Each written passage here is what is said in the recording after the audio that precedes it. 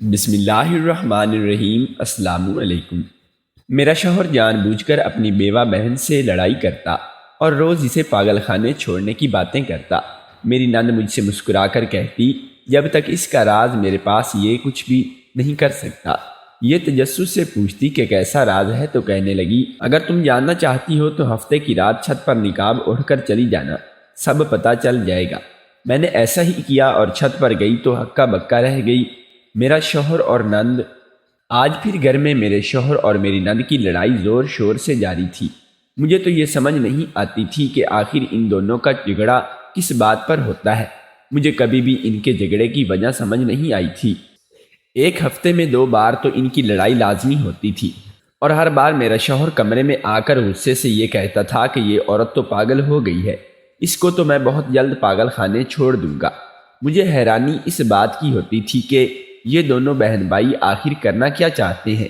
وہ اپنی بہن کو پاگل اور نفسیاتی کیوں کہتا ہے، وہ بھی اس بہن کو جس کا اس کے سوا دنیا میں اور کوئی بھی نہیں ہے۔ میری نند بیوہ ہو چکی تھی اور مستقل طور پر ہمارے ساتھ ہی رہائش پذیر تھی، مگر شاید یہ میرے شوہر کو پسند نہیں تھا کہ وہ یہاں پر ہمارے ساتھ رہتی، اس لیے آئے دن ان دونوں کی لڑائی ہوتی ہوئی تھی۔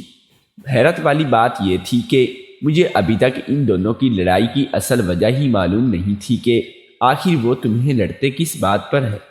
میں نے کئی بار اپنے شوہر سے بھی پوچھنے کی کوشش کی تو ہمیشہ یہی کہتا تھا کہ چھوڑو، وہ تو پاگل ہو چکی ہے، بس کسی دن میرا دل کیا تو میں اسے پاگل خانے چھوڑ آؤں گا۔ اور جب کبھی میں اپنی نند سے پوچھتی ہوں تو باجی آپ یہ بتا دیں کہ آپ بہن بھائیوں میں تو پہلے اتنا پیار ہوتا تھا، اب یہ کیا بات ہو رہی ہے کہ آپ دونوں ایک دوسرے کی شکل بھی نہیں دیکھنا چاہتے، اور وہ تو آپ کو پاگل خانے چھوڑنے کی باتیں کرتا ہے۔ تو میری نند مسکرا دیتی، مجھے کہتی کہ تم فکر نہ کرو، مجھے کبھی بھی اس گھر سے نہیں نکال پائے گا، کیونکہ جب تک میرے پاس اس کا راز ہے وہ میرا بال بھی بیکا نہیں کر سکتا۔ مجھے اس گھر میں شادی کر کے آئے 6 ماہ ہو چکے تھے۔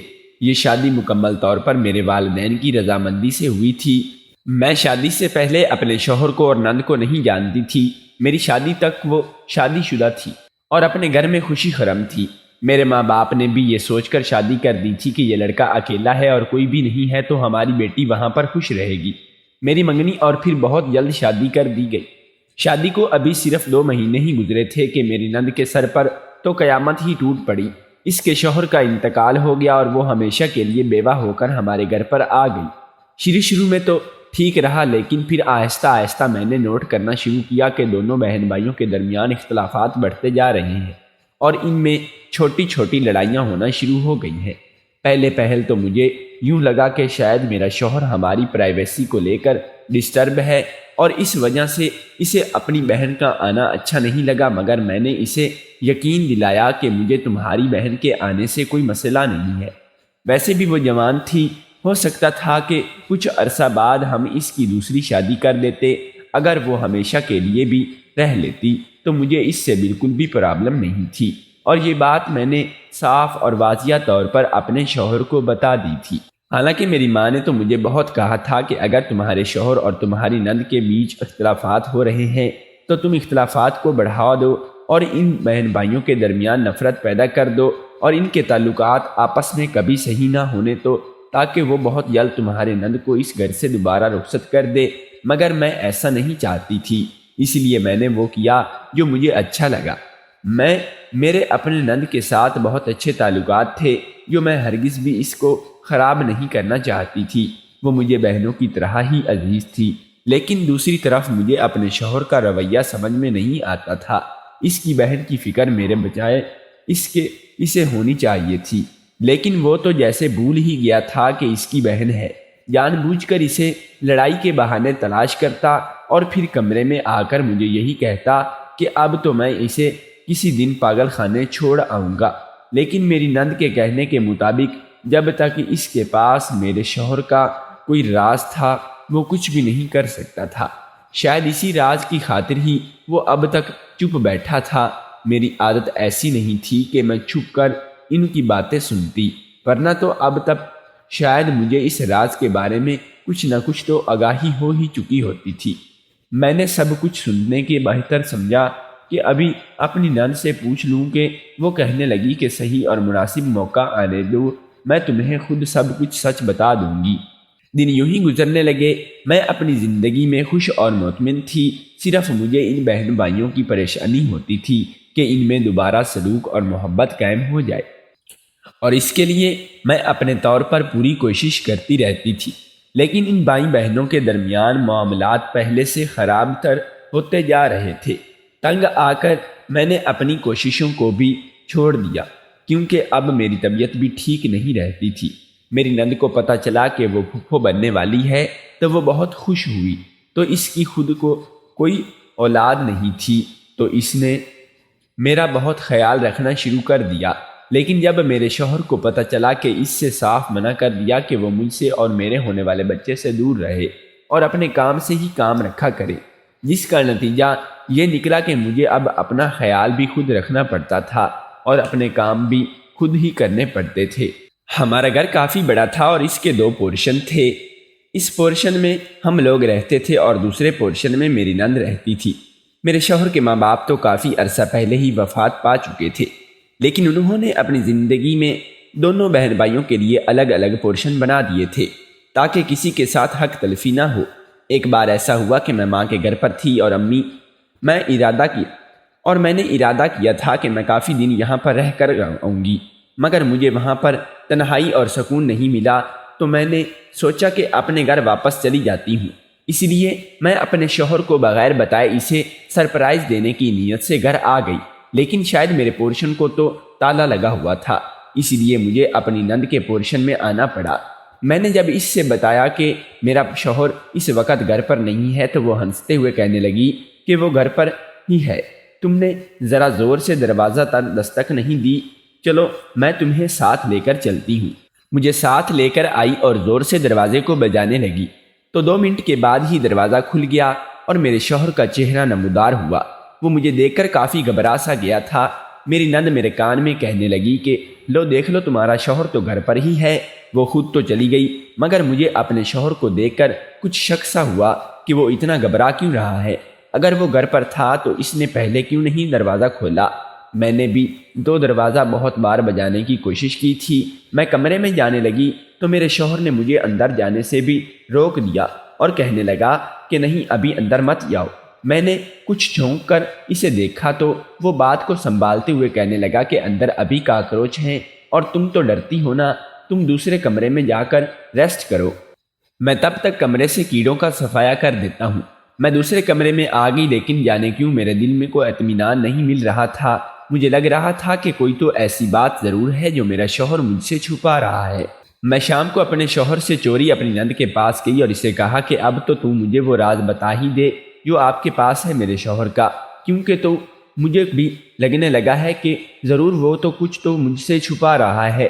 میری نند کہنے لگی کہ اگر تم اس راز کو جاننا چاہتی ہو تو ہفتے کی رات نقاب اوڑھ کر رات کو چھت پر چلی جانا، تمہیں ساری حقیقت اپنے آپ پتہ چل جائے گی۔ میں بے چینی سے ہفتے کی رات کا انتظار کرنے لگی۔ 2 دن بعد ہفتے کی رات آ ہی گئی۔ اس رات میں نے حسب معمول دودھ نہیں پیا کیونکہ میری نند نے مجھے پہلے ہی منع کر دیا تھا۔ آدھی رات کے وقت مجھے میری نند کا پیغام آیا اور اس نے مجھے کہا تھا کہ تم اپنے شوہر کا راز جاننا چاہتی ہو تو چھت پر چلی آؤ۔ میں نے جلدی سے اپنا چہرہ چھپایا اور بھاگتے ہوئے چھت کی طرف بڑھی۔ میرے دل میں طرح طرح کے خیال اور وہم آ رہے تھے کہ جانے ایسا کیا راز ہے جس کے لیے مجھے یوں چھت پر جانا پڑ رہا ہے۔ خدا خیر کرے۔ میں چھت پر گئی تو سامنے کا منظر دیکھ کر تو میرے رونگٹے ہی کھڑے ہو گئے۔ میں نے کبھی خواب میں بھی نہیں سوچا تھا کہ مجھے ایسا کچھ دیکھنے کو ملے گا۔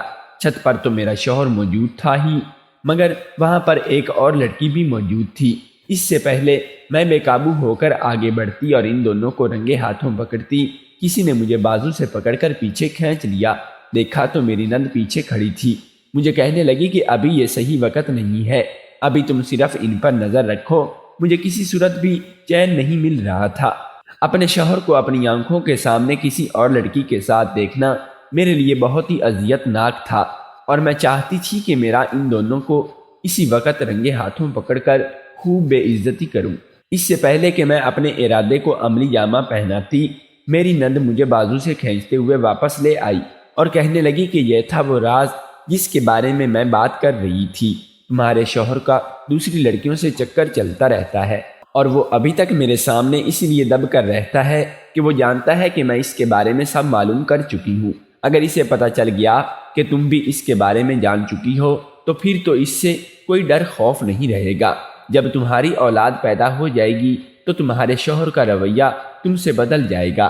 میں نے اس لڑکی کا چہرہ نشین کر لیا تھا اور سوچ لیا تھا کہ میں اس کے بارے میں معلوم کر کے اس کو سبق سکھا کر ہی رہوں گی۔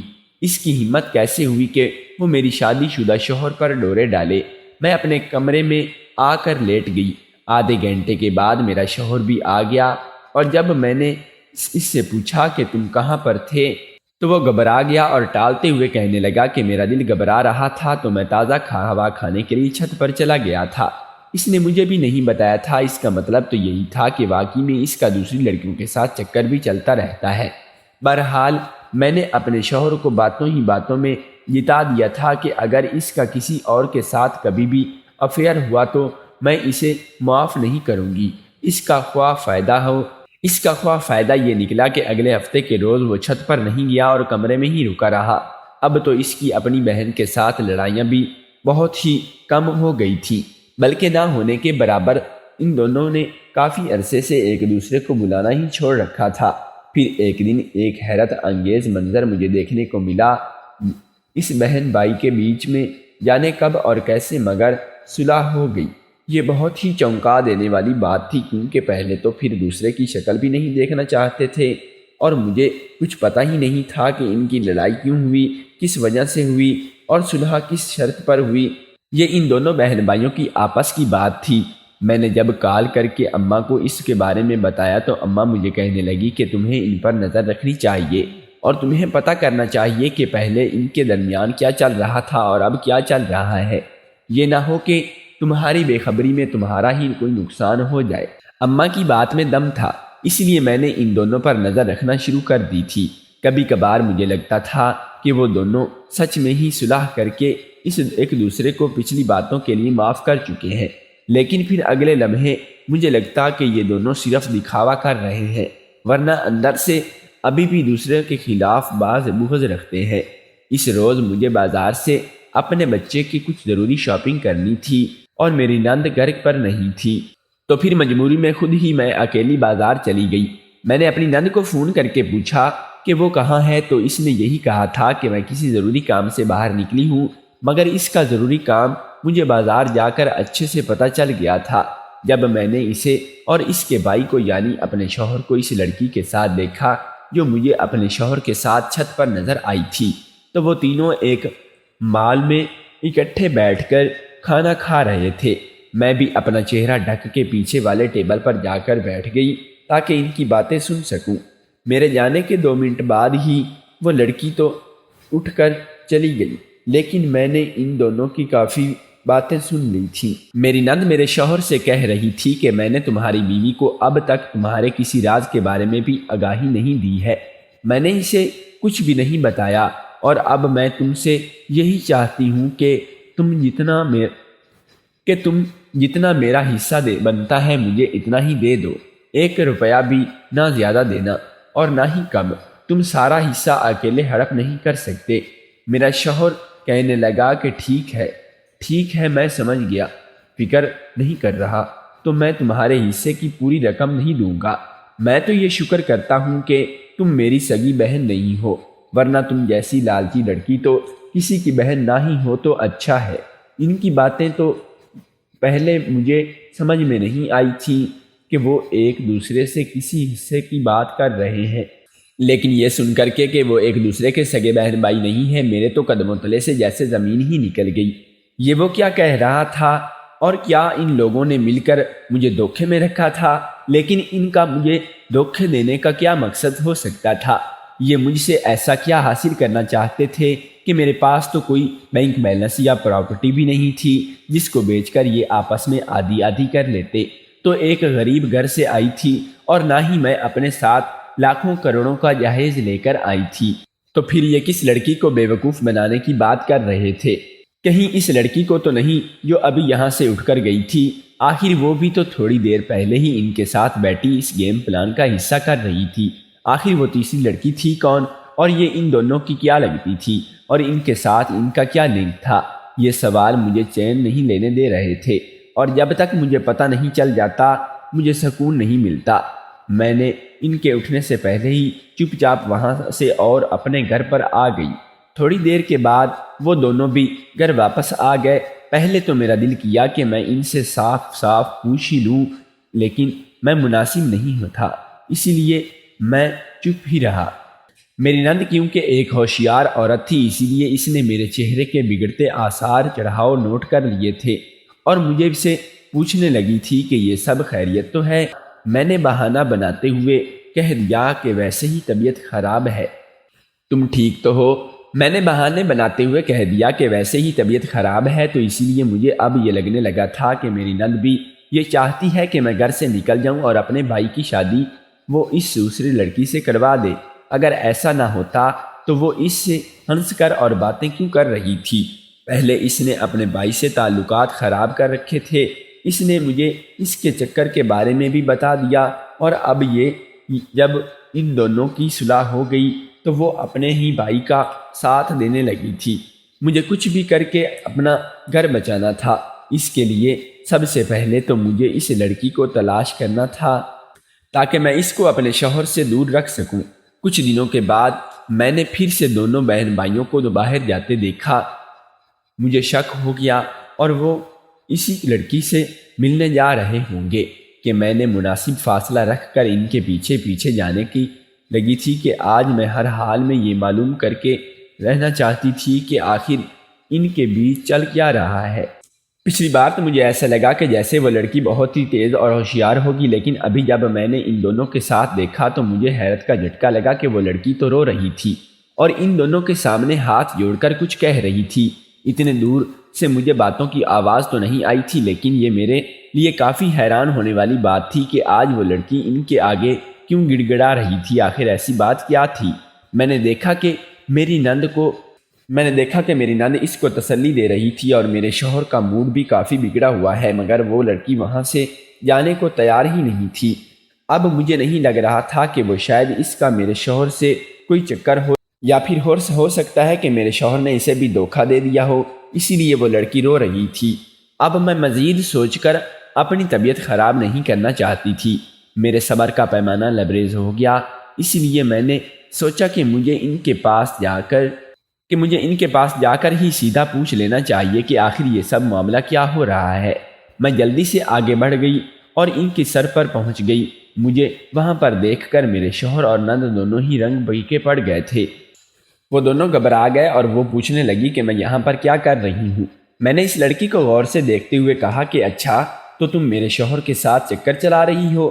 وہ لڑکی سن کر گھبرا گئی اور منفی میں سر ہلاتے ہوئے کہنے لگی کہ نہیں، ایسی تو کوئی بات نہیں ہے، میں نے تو اپنے کسی کام سے آئی تھی، اور آپ اپنے شوہر کو سمجھائیں نہ کہ وہ میرا کام کر دے۔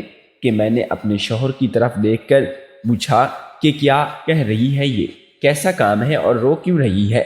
تو میری نند مجھے کہنے لگی کہ تم چھوڑو سب باتیں، تم میرے ساتھ آؤ، ہم گھر پر چلتے ہیں، اس کی لڑکی کا معاملہ بھی بعد میں ہی دیکھ لیں گے۔ دونوں واضح طور پر مجھ سے کچھ چھپا رہے تھے، اس لیے میں نے جانے سے صاف انکار کر دیا۔ اس لڑکی کا کہا کہ تم مجھے ساری بات بتاؤ۔ میں نے اس لڑکی کو کہا کہ تم مجھے ساری بات بتاؤ، آخر تم کون ہو اور میرے شوہر کے ساتھ تمہارا کیا واسطہ ہے؟ وہ لڑکی کہنے لگی کہ میرا نام تانیہ ہے، میرے ماں باپ سوشل ورکر تھے اور ان کو خدمت خلق کا بہت ہی شوق تھا۔ میری پرورش بھی انہوں نے بہت ہی اچھے طریقے سے کی۔ میں نے ان کی شادی کے کافی سال بعد پیدا ہوئی تھی، اور جب تک میری پیدائش نہیں ہوئی تھی انہوں نے یتیم خانے سے 2 بچے گھر لا کر پالے تھے، اور وہ دونوں کوئی اور نہیں بلکہ یہ 2 سامنے تمہارا شوہر اور تمہاری نند ہی بن کر بیٹھے ہوئے تھے۔ یہی دونوں تھے۔ میرے ماں باپ نے ان کو پیار دینے میں کوئی کسر نہیں چھوڑی تھی، اور مجھے بھی یہی ہمیشہ یہ کہا تھا کہ میرے بہن بھائی ہیں، اور میں نے بھی ان کو یہی سمجھا، مگر یہ دونوں لالچی نکلے۔ میرے امی باپ کے مرنے کے بعد ان کی کافی ساری پراپرٹی تھی جس کو ان لوگوں نے دھوکے سے ہتھیا لیا۔ حالانکہ ان کی بیٹی ہونے کے ناطے میرا حق بنتا تھا، مگر ان دونوں نے میرے گھر پر ہی قبضہ کر کے مجھے گھر سے بے دخل کر دیا، اور اب میں ان کے چکر کاٹ رہی ہوں۔ کہ مجھے میرا حق واپس کر دے، اور یہ مجھے ہر بار ٹال کر بیچ دیتے ہیں۔ یہ سب سن کر تو وہ دونوں شرمندہ ہو گئے۔ میری نند کہنے لگی کہ جب تک ہم دونوں کے بیچ میں جائیداد کے جھگڑے وغیرہ تھے تب تک تو ہم دونوں لڑتے رہتے تھے۔ میں چاہتی تھی کہ ساری جائیداد مجھے ملے اور تمہارا شوہر چاہتا تھا کہ اس لیے اسے ملے، تو اسی لیے ہمارے درمیانی اختلافات ختم نہیں ہو پاتے تھے، مگر پھر ہم آپس میں ڈیل کر لیں گے کہ ہم دونوں ہی آدھی آدھی جائیداد لیں گے، اور اسی لیے ہم نے آپس میں صلح کر لی۔ جب تک صلح نہیں تھی میں نے تب اسی لیے اس لڑکی کے خلاف تمہارے دل میں شک ڈالا تھا لیکن تب تک رات کو بھی میں وہیں پر ہی اس سے ملی تھی۔ یہ سب سن کر مجھے بہت ہی برا لگا کہ ایک ایماندار لڑکی تھی اور میں نے کبھی زندگی میں کچھ غلط نہیں کیا تھا، مجھے ان دونوں پر شرم محسوس ہونی۔ میں نے کہا کہ اگر تم ان لوگوں میں اس کا حق اس لڑکی کو واپس نہیں کیا تو میں اس کا ساتھ دوں گی، اور اگر اسے کورٹ تک جانا پڑا تو میں کورٹ میں بھی اس کے ساتھ ہی جاؤں گی۔ بلکہ یہی نہیں کہ میں نے گھر جا کر اپنے شوہر سے غیر موجودگی میں اس گھر کے سارے کاغذات وغیرہ بھی اس کے حوالے کر دیے۔ مجھے نہ تو دھوکہ دینا پسند تھا اور نہ ہی میں کسی ایسے انسان کے ساتھ رہ سکتی تھی جو لوگوں کے ساتھ دھوکہ اور فراڈ کرتا ہو، اسی لیے میں اپنے گھر پر واپس آ گئی۔ اگر تو میرا شوہر سدھر گیا تو میں واپس چلی جاؤں گی، اگر وہ نہیں سدھرے تو میں اس سے خلا لے لوں گی۔ اگر آپ کو ہماری کہانی پسند آئی ہو تو ہمارے چینل کو سبسکرائب کر لیں اور ساتھ میں موجود بیل آئیکن کی گھنٹی کو دبا لیں تاکہ ہماری نئی آنے والی تمام ویڈیوز سب سے پہلے آپ تک پہنچ سکے۔ آج کی کہانی کے لیے ہمیں اجازت دیجیے، تو ملتے ہیں ایک نئی کہانی کے ساتھ، تب تک کے لیے اللہ حافظ۔